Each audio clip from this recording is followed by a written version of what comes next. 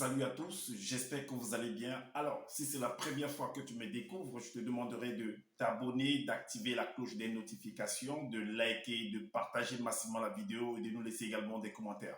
Alors, si c'est fait, je te dis merci pour ton geste. Comme je le dis constamment dans mes partages, que Salomon dit qu'il n'y a rien de nouveau. Ce qui a été, c'est ce qui est et c'est ce qui sera encore. Et que le physique est le reflet du non visible. Le Créateur, par son verbe, parle tantôt d'une manière, tantôt d'une autre, il n'en est pas en point de garde. Alors, toi qui m'écoutes aujourd'hui, si tu ne prenais pas garde autrefois, dès à présent, commence à prendre garde par rapport à ce que tes yeux peuvent voir, tes oreilles peuvent entendre, tes sens peuvent capter au travers de la nature.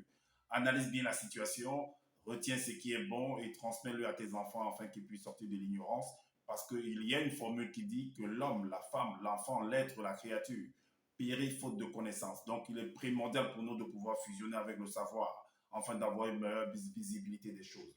Et encore, nos pères, nos mères, dans les temps d'autrefois, ont toujours eu à appuyer leur dire par des métaphores, des énigmes, des paraboles, des dictons, des proverbes, en utilisant les éléments de la faune et de la flore. Et ils ne peuvent parler au-delà, car la loi du Créateur le veut ainsi. Nous sommes tous contenus dans un globe, je dis bien, je pèse mes mots, personne ne peut sortir et ne peut y entrer. Alors, je reviens encore vers vous par rapport à comment à l'accoutumée, à un décryptage, à une analyse profonde par rapport à une sortie qu'a produit ce personnage de Zolola sur le titre de la vidéo, la conversion de Paul de Tarse. Et lui, il appelle dans sa langue Douala et Sombe. Est-ce que vous comprenez? Alors, dans ce partage-là, on va creuser pour comprendre pourquoi est-ce que Paul de Tarse s'est retrouvé en train de se convertir. Qu'est-ce qu'il faisait avant pour qu'après, il puisse se convertir? Et ce qu'il faisait avant, quels sont ceux qui l'ont ordonné de faire ou qui l'ont donné le mandat de le faire? Est-ce que vous comprenez? Et pourquoi est-ce que après, il change, il retourne sa veste? Est-ce que vous comprenez? Et on va aller également, on va mettre en fait le reportage pour vous montrer en fait un exemple de ce que représente en fait on va dire la mission de Paul de Temps. On va vous mettre un reportage, on va jumeler un reportage en fait à cette vidéo si vous allez comprendre pour en fait que vous puissiez mieux comprendre. Est-ce que vous comprenez? Alors, donc il y a beaucoup de personnes qui ont lu en fait les épîtres de Paul de Temps sans toutefois comprendre pourquoi est-ce qu'il s'est converti. Est-ce que vous comprenez? Ils ne sont pas allés plus en profondeur. Donc écoutez attentivement cette vidéo, c'est analysé par vous-même également. Donc écoutez jusqu'à la fin et partagez massivement cette vidéo, c'est important. C'est important. Alors, nous allons essayer de comprendre. Mais tout d'abord, on va comprendre on va comprendre le portrait en fait de Paul de Tarse. Et puis on va entrer en fait dans le livre de ce monsieur qui s'appelle Zoulassan, ce livre qu'il a copié en fait un peu de partout afin de l'écrire. Et nous allons entrer également dans les Bibles classiques pour comprendre en fait réellement qu'est-ce qui a joué, qu'est-ce que Paul de Tarse faisait pour qu'il puisse plus tard se convertir. Qu'est-ce qui se cache derrière cette conversion-là? Est-ce que vous comprenez? Est-ce qu'il a eu vraiment une conversation avec ce personnage qu'on nomme Jésus-Christ, dans ce type dont on vous présente que c'était un mystérieux et ainsi de suite? Voilà. On va décortiquer et on va analyser. Déjà, on va dans les, on va dans les Bibles classiques pour comprendre le portrait qui représentait réellement ce personnage selon ce qui est écrit dans les Bibles classiques sur Paul de Tarse. On va aller dans Actes des Apôtres, chapitre 8. Actes des Apôtres, chapitre 8, pour comprendre qui était réellement ce monsieur. Alors, dans Actes des Apôtres, chapitre 8, au verset 1, il est dit que Saul, parce qu'on l'appelle, il a eu d'abord, il s'appelait d'abord Saul, après Paul de Tarse, tout ça. Bon, il a eu ce nom-là, Saul, Paul de Tarse, de toute façon. Saul, il est dit, chapitre 8, au verset 1, Saul avait approuvé le meurtre d'Étienne. Donc, il y a un personnage qu'on avait tué, et Paul ou alors Saul a approuvé cela, ce meurtre-là. Ok, le verset 3 nous dit, non, la suite du verset 1, il dit, il y eut en fait ce jour-là une grande persécution contre l'église de Jérusalem et tous, excepté les apôtres, se dispersèrent dans les contrées de la Judée et de la Samarie. Est-ce que vous comprenez? Donc, Paul, il y a un jour comme ça, on a tué en fait un personnage qu'on appelle Étienne. Et ce jour-là également, il y a eu en fait des persécutions de d'autres personnes également, où d'autres se sont réfugiés dans d'autres contrées, dans d'autres villages, et c'est ce qu'on appelle en fait des réfugiés. Est-ce que vous comprenez? Alors, donc Paul de Tarse en fait on vous montre en fait parce qu'il a approuvé un meurtre. Est-ce que vous comprenez? Donc, vous voyez un peu la mentalité de ce personnage. On va dans Actes des Apôtres, chapitre 9. On continue. Chapitre 9, au verset 1 et 2. Il est dit que cependant, Saul, respirant encore la menace et le meurtre contre les disciples du Seigneur, se rendit chez le souverain sacrificateur. Le verset 2 dit, et lui demanda des lettres. Donc, il allait chez les souverains sacrificateurs. Les sacrificateurs peuvent représenter également les membres du gouvernement, hein, les membres d'une haute société. Est-ce que vous comprenez? Alors, il lui demanda des lettres pour les synagogues de Damas. Alors, afin que s'il trouvait des partisans de la nouvelle doctrine hommes ou femmes, il les amena liés à Jérusalem. Alors, j'ai déjà fait des vidéos pour expliquer en fait que ce soit Jérusalem, que ce soit Damas, que ce soit tous ces noms qui sont, ça se trouvait en Afrique de l'Est. Cette scène se déroule en Afrique de l'Est. J'ai déjà fait plusieurs vidéos en fait pour vous présenter que cela s'est déroulé, des formules, des versets qui vous montrer que Damas, Jérusalem, c'est en Afrique de l'Est. Est-ce que vous voyez que personne ne vient vous dire le contraire? Alors, vous pouvez également aller fouiller, vérifier ce que je dis. Alors, on va également dans Acte 26. Bon, je crois qu'on va prendre Acte 26 pour comprendre verset 10. Est-ce que c'est possible de le prendre? Voilà, il est dit que c'est ce que j'ai fait à Jérusalem. J'ai jeté en prison. C'est Saul qui parle, hein, Paul de Tarse. Il dit, c'est ce que j'ai fait à Jérusalem. J'ai jeté en prison plusieurs des saints, ayant reçu ce pouvoir, donc pour pouvoir jeter, parce que, mais attends, Paul de Tarse va être qui? C'est un homme de l'armée pour pouvoir, ou alors c'est le ministre de la justice, ou bien c'est qui en fait pour pouvoir mettre des gens en prison? Alors, il dit qu'il a reçu, en fait, il dit, c'est ce que j'ai fait à Jérusalem, j'ai jeté en prison plusieurs des saints. Donc, c'est des personnes qu'on va appeler des saints, en fait. OK. Alors, ayant reçu ce pouvoir des principaux sacrificateurs, et quand on les mettait à mort, je joignais mon suffrage à celui des autres. Alors, donc, on vous montre, en fait, que le portrait, en fait, en bref, de ce personnage de Paul de Tarse. Donc, c'est un peu comme un chef d'une milice, en fait.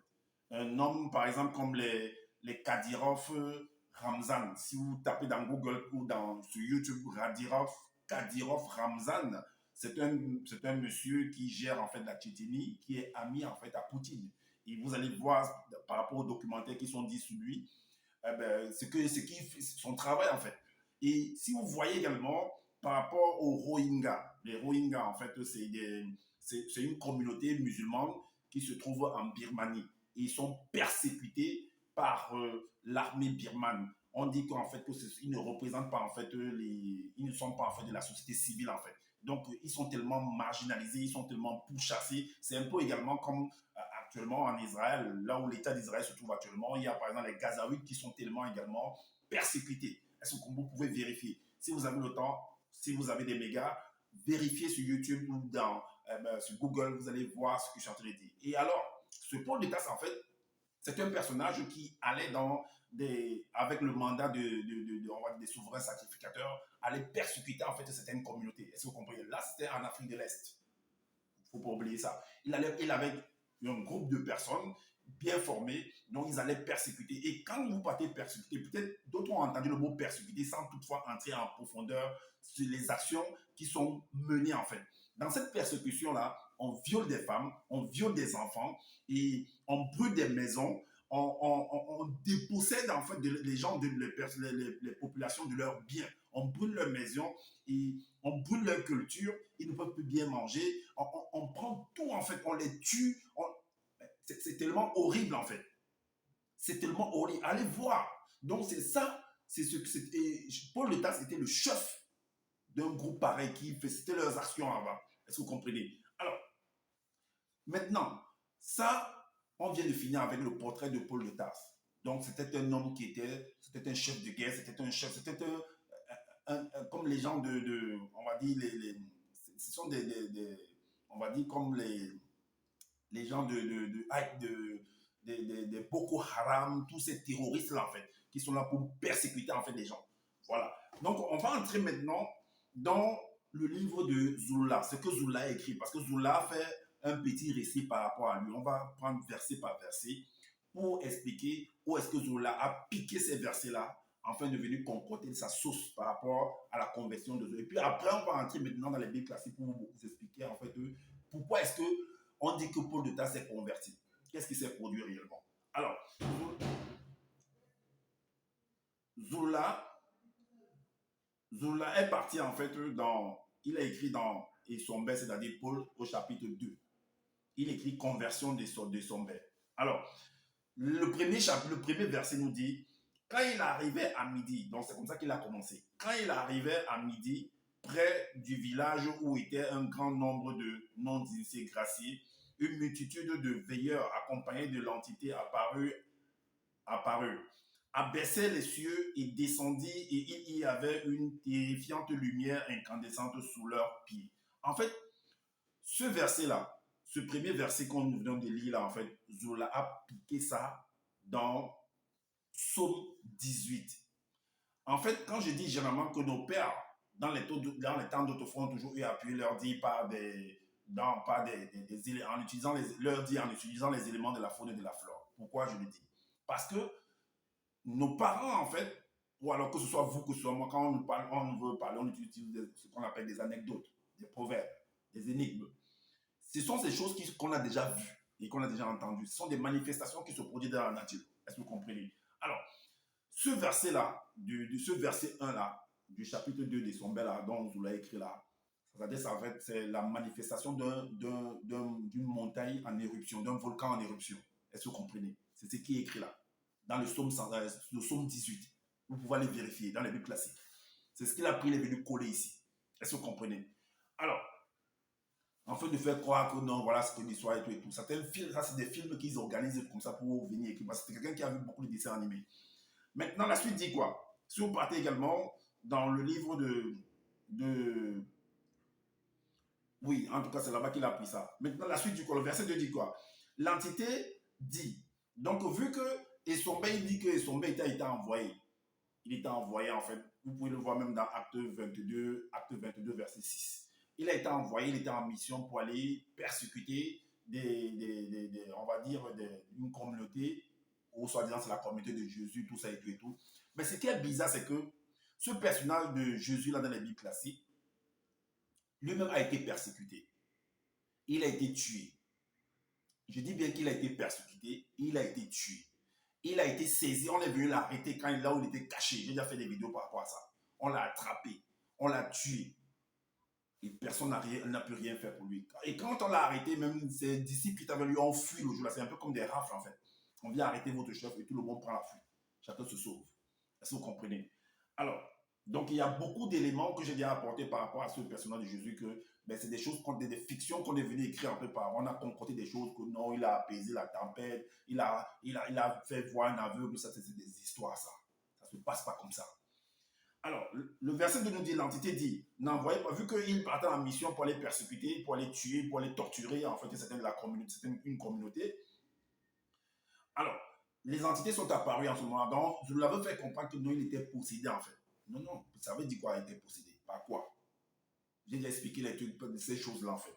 Et les entités disent que non, ne l'envoyez pas. Quelqu'un qui a détruit des vies, quelqu'un qui a détruit des concessions, des maisons, des cultures des gens, qui a violé, lui et son groupe, ils ont violé des femmes, ils ont tué des gens, il a approuvé des meurtres, mais même aujourd'hui, parce que Salomon dit qu'il n'y a rien de nouveau, ce qui se passe aujourd'hui, c'est ce qui s'est passé hier et c'est ce qui se passera encore demain.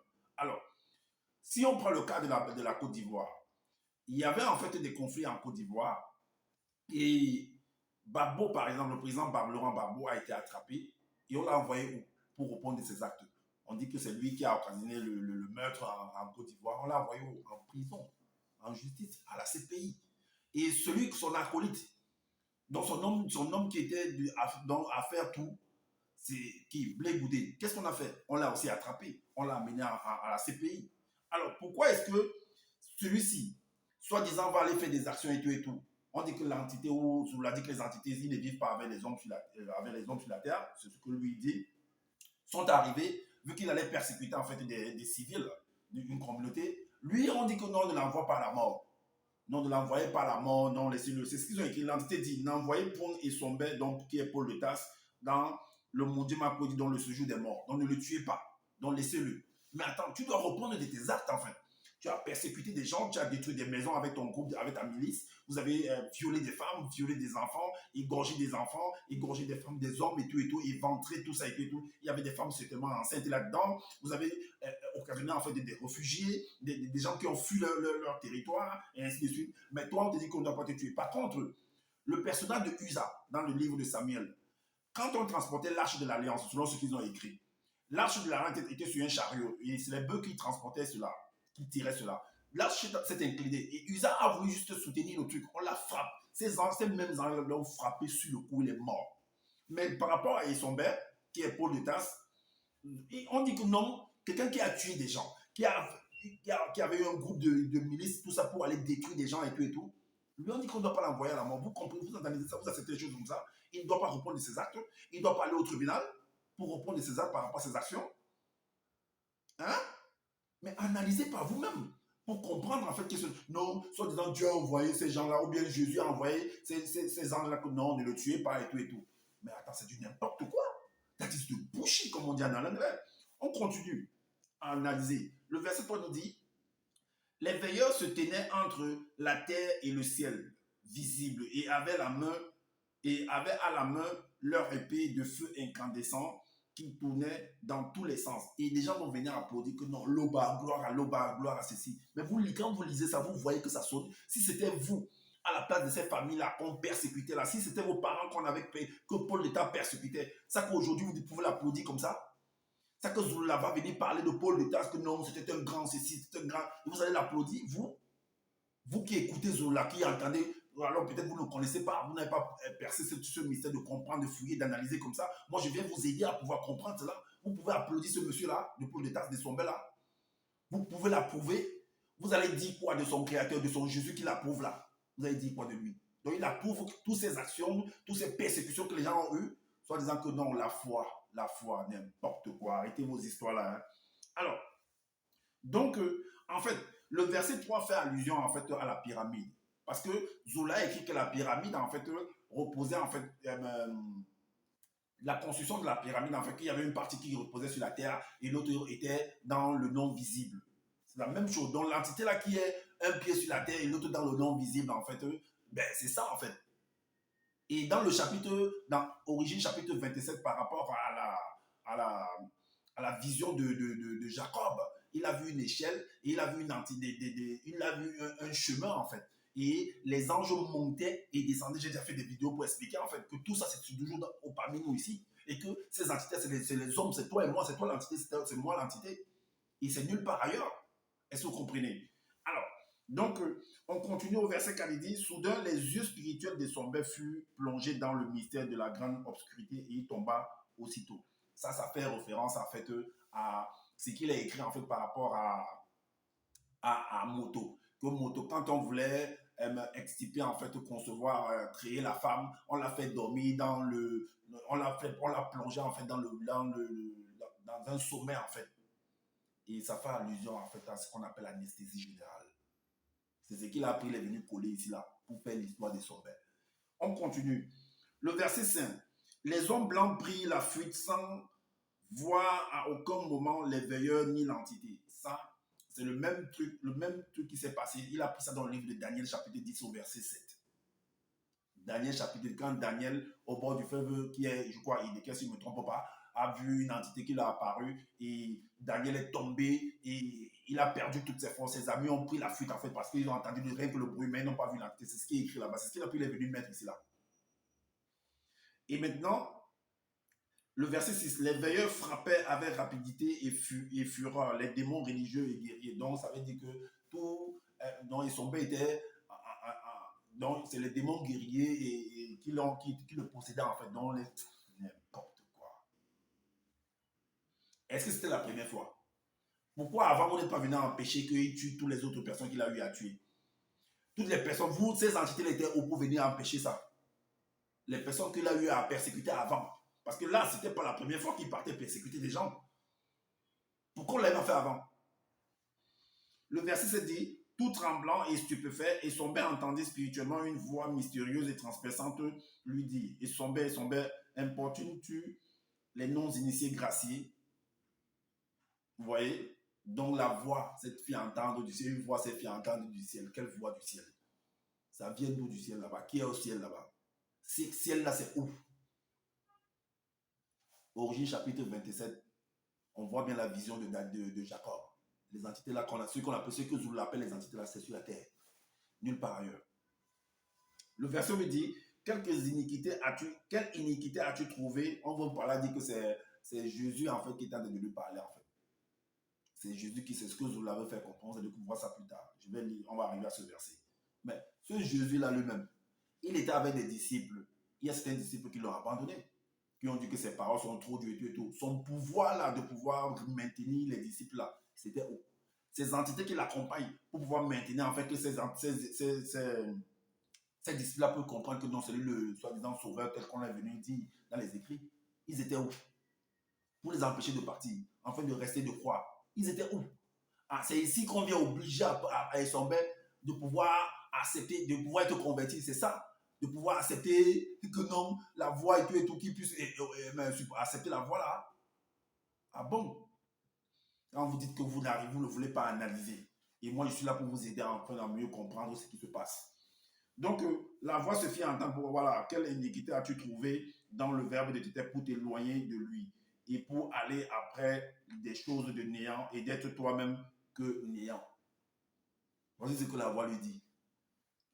La voix qu'il entendit se transforma en une épée redoutable et elle alla jusqu'au point de partage entre son être et les démons religieux et guerriers qui le contrôlaient et finit aussi par juger les intentions et les pensées de son cœur. Vous avez là où il a pris ça, ce verset 8, 9 là, c'est dans Hébreux 4, 12.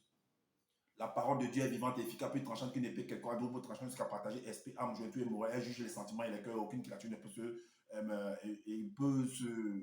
on va dire, ne peut être cachée devant la parole. C'est ce qu'il écrit dans Hébreux qu'il est venu coller ici en fait. C'est ce qu'il a pris, il est venu coller là. C'est du n'importe quoi en fait.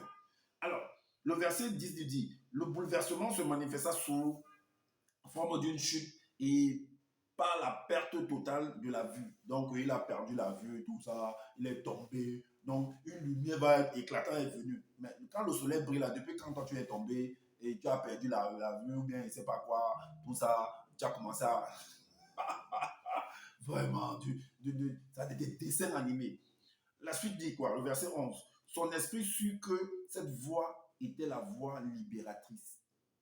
Ah, la voix libératrice. J'ai fait un enseignement pour expliquer par rapport à la mission salvatrice en fait de ce personnage de Jésus dans la Bible classique, que ce soit Koudoumane, que ce soit Djorki, peu importe comment vous l'appelez dans votre langue. Alors, les apôtres ont été sceptiques par rapport à cette mission salvatrice, puisqu'on dit que l'ange est venu voir Marie pour dire que non, tu mettras au monde un sauveur. Et ce monsieur en fait n'a sauvé personne. Bon, si vous pensez qu'il a sauvé quoi que ce soit, ben dis-nous en quoi est-ce qu'il a sauvé, parce que le monde, il a trouvé le monde dans le chaos, d'autres étaient bien, d'autres étaient, il y avait toujours des meurtres et ainsi de suite. Lui-même, on l'a tué, on l'a assassiné, et soi-disant nous fait comprendre qu'il est ressuscité. Bizarre, c'est très bizarre cette affaire-là. Et il ressuscite en fait les apôtres. Sur le chemin de Damas, lui font comprendre que, mais attends, quand il a une conversation avec ses apôtres, les disciples sur le chemin de Damas, il lui demande que, mais tu n'es pas au courant de ce qui se passe et tout et tout. Nous, on a tué en fait notre leader au nom de Jésus. Au nom de Jésus. En fait, nous pensions que c'est lui qui devait libérer en fait Israël. Lui, il a plutôt écrit que libérer en fait Ouassé.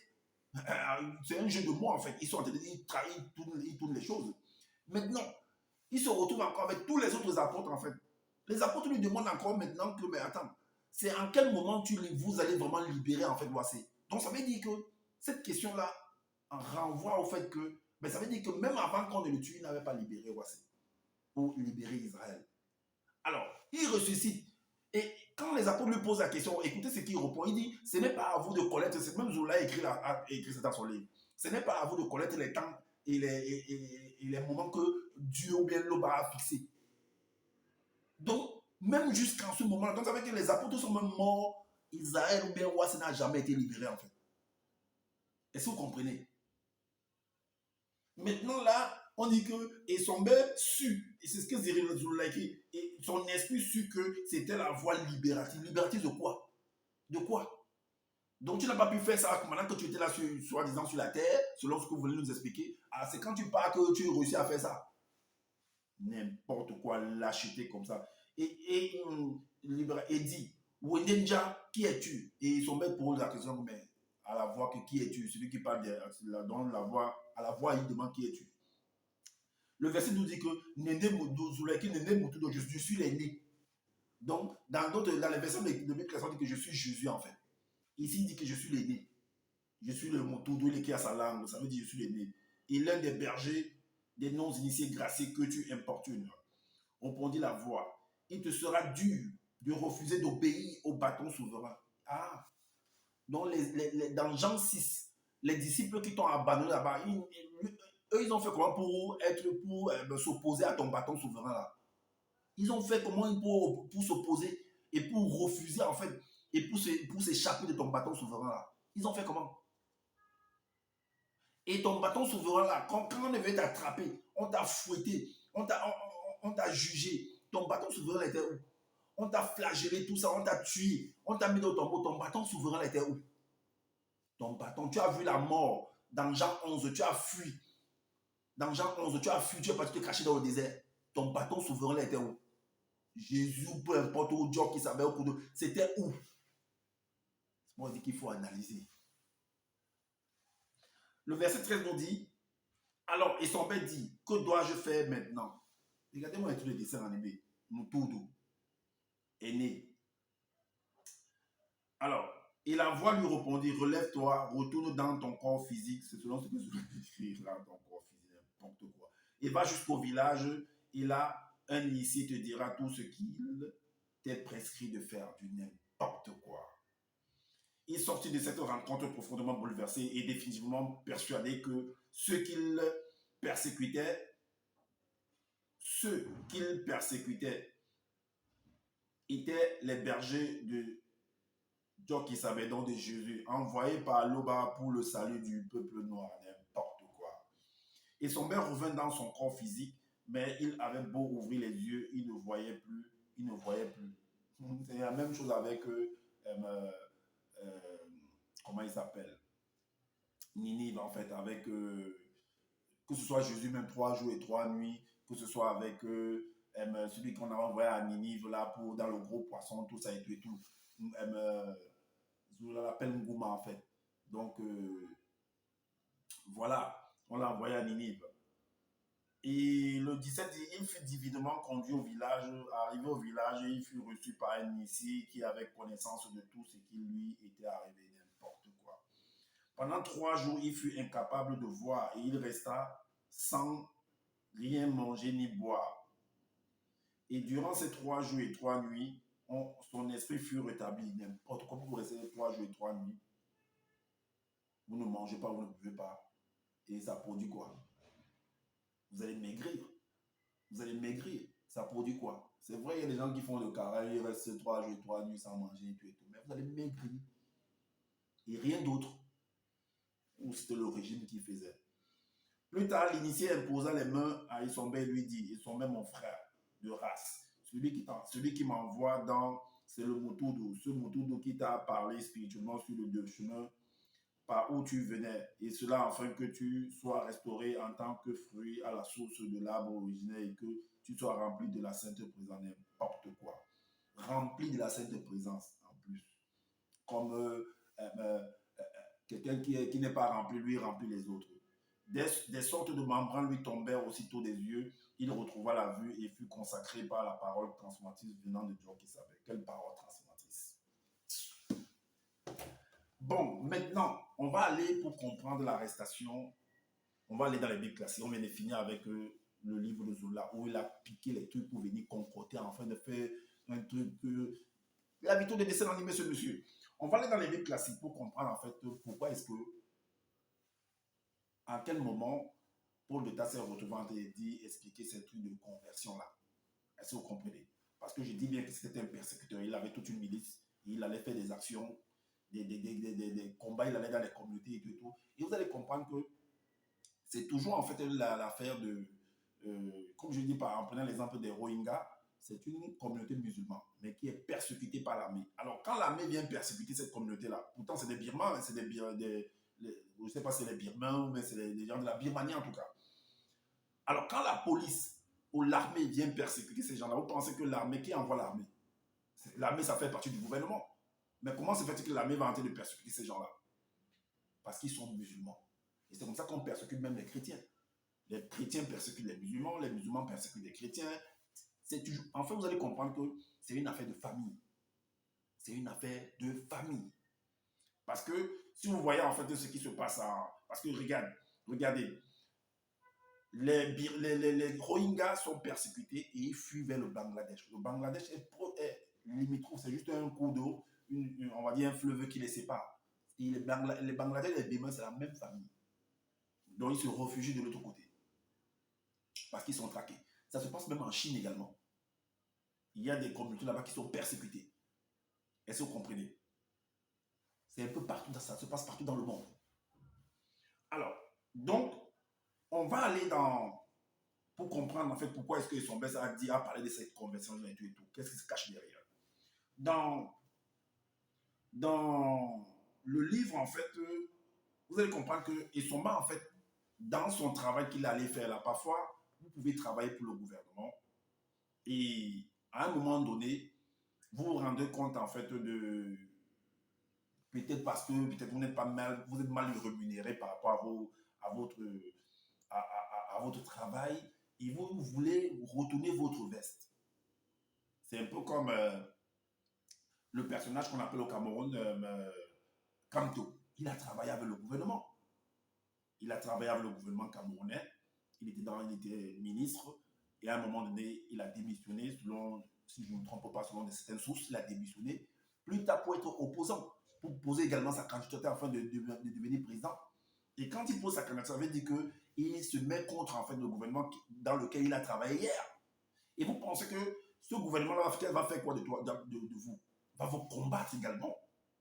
Donc Paul de Tarse, en fait, a travaillé pour le gouvernement. Il faisait des actions pour ce gouvernement-là. Donc il était à la solde du gouvernement. On va dire ça comme ça, qu'on va appeler les principaux sacrificateurs. Alors, ce sont ces mêmes principaux sacrificateurs. Quand il va retourner sa veste, en fait, vont le combattre, vont l'accuser, en fait. Parce qu'il a changé, il a retourné sa veste. Et c'est ce retournement de veste-là qu'ils sont venus transformer en disant que non, là, il a été converti, en fait. Que non, Dieu qui s'appelle venu bien, Jésus est venu lui parler pour qu'il puisse se convertir. Est-ce que vous comprenez? Or, c'est quelqu'un qui est persécuté. Parce que normalement, quand tu te convertis, on va te poursuivre en justice. C'est un peu le cas de Guillaume Soro, qui était avec le président Alassane Ouattara en Côte d'Ivoire. Ils étaient ensemble. Alors, vu que, certainement, selon les clauses qu'ils avaient eues entre eux, ben, il a voulu en fait être également à la tête du pays. Au point où il a été ministre, il a été président de l'Assemblée nationale, il a démissionné pour pouvoir mettre sa candidature et être président également. Mais vous pensez que le président va faire quoi de vous à ce moment-là? Va faire quoi? Va vous combattre également. Parce que vous le connaissez en fait. Vous connaissez comment ça se passe dans ce milieu-là. Et qu'est-ce qu'il a fait? Il a fui. Parce qu'on le poursuit. On va même chercher à t'arrêter. Peut-être on peut même vous assassiner. Il a fui, il est allé en exil. Et actuellement, il est en exil. Il ne peut pas rentrer. Parce que tant que le président actuel est là, il ne peut pas rentrer. Qui est Alassane Ouattara. Il ne peut pas. Guillaume Soro ne peut pas rentrer. Parce que c'est un agent très, très... C'est une menace, en fait. Il ne peut pas rentrer. Alors, s'il rentre, il sera accusé, il sera mis en prison. C'est ce qui va se passer avec ce personnage de l'autre, de Paul de Tarse. Dans le chapitre 9, le verset 1, on revient encore sur ce verset, le verset 9 et le verset 2, il est dit que cependant, Saul, respirant encore la menace et le meurtre contre les disciples du Seigneur, se rendit chez le souverain sacrificateur. Alors, les termes qui sont, les mots qui sont utilisés, Seigneur, sacrificateur, on va dire, les disciples du Seigneur, tout ça, il ne faudrait pas que ça vous bouleverse, en fait. Parce que ce qui s'applique là, que ce soit par rapport à la communauté des religions, tout ça et tout, s'applique dans tous les domaines, dans toutes les communautés, dans toutes les entreprises. Ah oui, ça s'applique là-bas. Alors, le verset 2 dit, et lui demanda des lettres pour les synagogues de Damas, afin que s'il trouvait des partisans de la nouvelle doctrine, hommes ou femmes, il les amena liés à Jérusalem. Vous ne devez pas ignorer également que pour pouvoir ouvrir une église, avoir une communauté dans un État, il faut avoir l'accord, d'où ce qu'on appelle la licence en fait pour pouvoir exercer.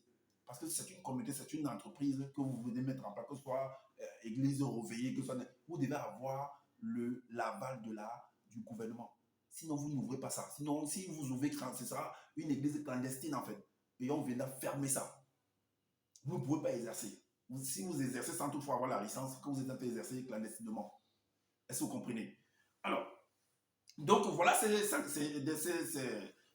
on va dire, ces souverains sacrificateurs qui commissionnaient, qui donnaient le mandat à Paul de Tarse d'aller commettre en fait des actions, parce qu'il avait une milice, il avait un groupe pour aller opérer, pour aller tuer des gens, tuer des communautés, persécuter des communautés, comme j'ai expliqué au début. Est-ce que vous comprenez? Que je mettrai en fait une vidéo pour coller à ça. Mais cette vidéo-là, je ne la mettrai pas sur YouTube, parce que si je la mets sur YouTube, elle sera en fait... ceux qui ont la vidéo vont signaler la vidéo, mais je vais la mettre en fait sur TikTok et sur Facebook en fait. Oui, là-bas ça passe. Mais sur YouTube, ça ne va pas passer en fait. Est-ce que vous comprenez? Je vais joindre en fait, c'est par rapport au Rohingya en fait, comment ça se passe. Donc c'est le même principe en fait. Alors, dans Acte 25, Acte chapitre 25, au verset 14 et 15, qu'est-ce qu'il est dit? Il est dit que, voilà, ce monsieur de Paul de Tarse a été accusé en fait.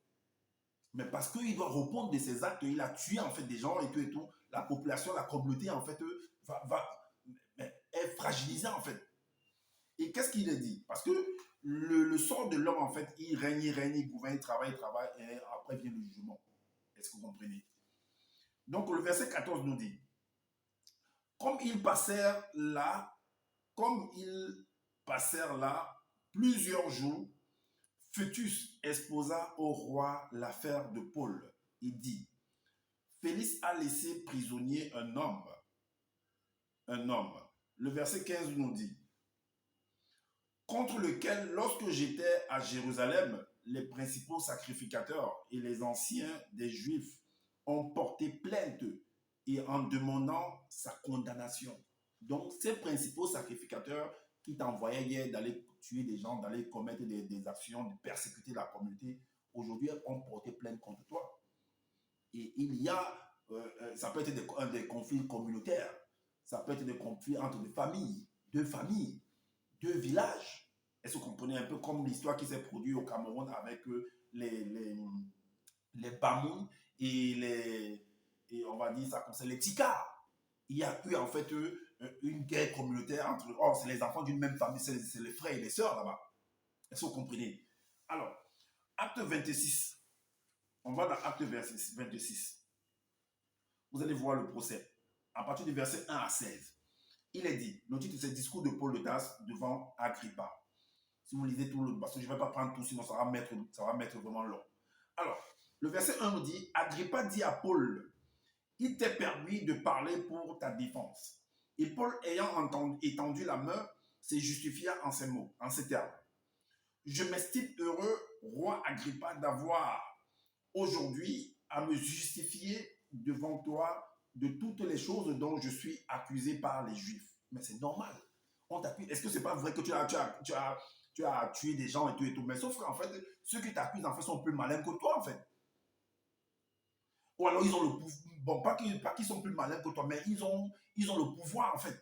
Et ils utilisent ce pouvoir-là pour te condamner parce que ils se sont servis de toi en fait.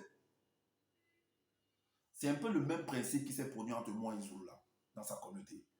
Sauf que moi, là, je ne suis pas comme les autres. Parce que je connais et je te poursuis. Tu ne peux pas venir m'empêcher de pouvoir travailler. Bon, ce que tu as empêché de faire, c'est que tu as demandé aux gens de se désabonner de ma chaîne. Tout simplement. C'est le seul pouvoir que tu as. Mais en dehors de ça, tu vas faire quoi d'autre? Tu vas faire quoi d'autre? Tu signales ma vidéo, ben, je poste le signalement là, comme je l'ai fait au départ, afin qu'on voit qui tu es réellement. Alors, donc, Paul de Tarse dit quoi? Car tu connais parfaitement leurs coutumes et leurs discussions. Je te prie donc de m'écouter avec patience. Voilà, quelqu'un qui a été à la sorte des gens, il a tué des gens, et un criminel en fait, un gros criminel. Il veut se justifier en fait. Alors, ma vie, dès les premiers temps de ma jeunesse, est connue de tous les Juifs. Donc, c'était un homme de l'Afrique de l'Est. Puisqu'elle s'est passée à Jérusalem, au milieu de ma nation. Ils savent depuis longtemps, s'ils veulent le déclarer, que j'ai vécu pharisien selon la secte la plus rigide de notre religion. Vous voyez que c'est les histoires entre les communautés, guerre de communautés, ou alors guerre de famille, parce que ce sont tous les mêmes, parce que vous allez voir que chacun a sa coutume, mais c'est les mêmes familles en fait. Alors, donc, et maintenant, je suis mis en jugement parce que j'espère l'accomplissement de la promesse que Dieu a faite à nos pères. Ça, ce que je viens de lire là, en fait, c'est du blablabla. Parce que tout le monde peut dire la même chose. Ce que Dieu a fait pour nous, que tout le monde peut dire la même chose. Qu'on ne vient pas utiliser des termes pareils pour pouvoir vous embrouiller. Voilà. Alors, la suite dit quoi? Et à laquelle aspirent nos 12 tribus qui servent Dieu continuellement, nuit et jour. Donc tu savais tout ça et tu es quand même allé tuer des gens. Donc quand tu partais tuer des gens, tu ne voyais pas. Quand on te donnait des lettres, des recommandations d'aller tuer, d'aller persécuter d'autres personnes, d'aller brûler des maisons, brûler des cultures des gens, brûler le travail des gens, violer des femmes, des enfants et tout, les arracher à la vie et les rendre, les comités étaient obligés de fuir en fait pour aller dans d'autres villages pour être des réfugiés là-bas. Tu ne voyais pas tout ça. Pour venir parler ce que tu parles là. N'importe quoi. Alors, c'est pour cette espérance, ô roi, que je suis accusé par des Juifs. Quoi? Vous semble-t-il incroyable que Dieu ressuscite les morts? Pour moi, j'avais cru d'avoir agi vigoureusement contre le nom de Jésus de Nazareth. C'est ce que j'ai fait à Jérusalem. J'ai jeté en prison plusieurs des saints ayant reçu ce pouvoir des principaux sacrificateurs. Et quand on les mettait à mort, je joignais mon suffrage à celui des autres. Je les ai souvent châtiés dans toutes les synagogues et je les forçais à blasphémer dans mes excès de fureur contre eux. Je les persécutais même jusque dans les villes étrangères. Tu as entendu? Vous avez entendu le travail de Paul de Tarse, lui-même il parle. Vous allez venir applaudir ce monstre-là.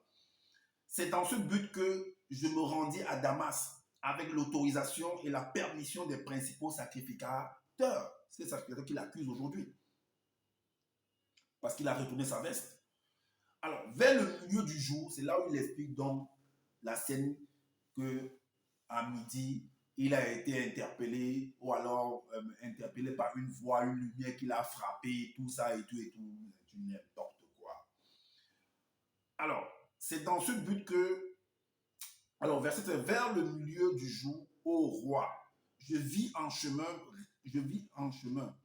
un chemin resplendir autour de moi et de mes compagnons une lumière venant du ciel et dont l'éclat surpassait celui du soleil.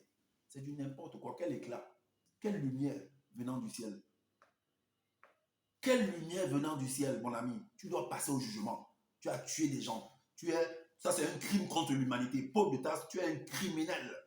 Ça, c'est un crime contre l'humanité. S'il était vraiment en il partait à la CPI. Il partait à la CPI. Alors, donc, la suite dit quoi? Nous tombâmes tous par terre et j'entendis une voix qui me disait en langue hébraïque, Saul, Saul, pourquoi me persécutes-tu? Il te serait dur de régember contre les aiguillons. Le verset 15 dit, je répondis, qui es-tu, Seigneur? Et le Seigneur dit, je suis Jésus que tu persécutes. Le verset 16, mais lève-toi et tiens-toi sur tes pieds, car je te suis apparu pour t'établir ministre et témoin des choses que tu as vues et de celles pour lesquelles je t'apparaîtrai. Voilà, on s'arrête là, c'est au verset 16. Donc voilà, Usa a voulu juste préserver, empêcher que l'arche tombe, lui on l'a tué sur le coup. Ah, Jésus, toi tu approuves seulement les criminels en fait. Donc quelqu'un qui a tué des gens, qui a sacrifié des personnes, oui, toi tu le nommes ministre après. Tu le nommes ministre. Voilà les gens que vous voulez qu'on vienne applaudir. Voilà les gens que Zula, en fait, il vient expliquer que son père, c'était ceci, un homme intelligent, un homme cela, et quelqu'un qui a persécuté, c'est un crime qui a commis un crime contre l'humanité. Imaginez que c'était vos familles qui étaient là en cette pour moi. Ou bien vos familles étaient même là, peut-être que vous ignorez seulement. Si son père était un noir, les gens qui partaient persécuter, c'était qui? C'était des blancs. Zola, en fait, veut nous montrer que c'était un noir. Donc, c'est des autres, c'est des frères noirs qu'il allait persécuter, il allait tuer, comme on viole des femmes au Congo là-bas, au Nord Kivu là-bas. Il y a des actions des milices qui sont là-bas, réunies là-bas pour tuer, parce qu'à cause des trésors qui sont sur la partie, cette partie-là, sur les terres là-bas, on tue des femmes, on tue des hommes, on persécute des gens, on viole des femmes là-bas. C'est ce que Issombé faisait. C'est ce que Paul de Tarse ou Saul faisait en fait. Est-ce que vous comprenez? Donc, toute cette manigance là, que non, la conversion et tout, non, c'est parce qu'il avait été arrêté. Il voulait maintenant se justifier en fait. Comme on a amené par exemple les Bégoudés dans la CPI. Maintenant, quand ils sortent de la CPI, par exemple, les Bégoudés, ils sont rentrés en Côte d'Ivoire. Qu'est-ce qu'ils font maintenant? Il fait des vidéos pour montrer que non, il est bon, il fait des cultures, retour au village, tout ça et tout et tout. Mais toujours pour embrouiller les populations, pourtant ils ont tué des gens. Ils ont entraîné des gens à aller dans la rue et les gens sont morts. Ils sont là, ils sont en train de manger l'argent maintenant, de vivre heureux, pendant que ceux-là sont morts. C'est ça. Maintenant, si on le prend, on le met dans le gouvernement, qu'est-ce qu'il va faire? S'il est peut-être le ministre de l'Habitat, d'administration territoriale, ou bien je ne sais pas quoi.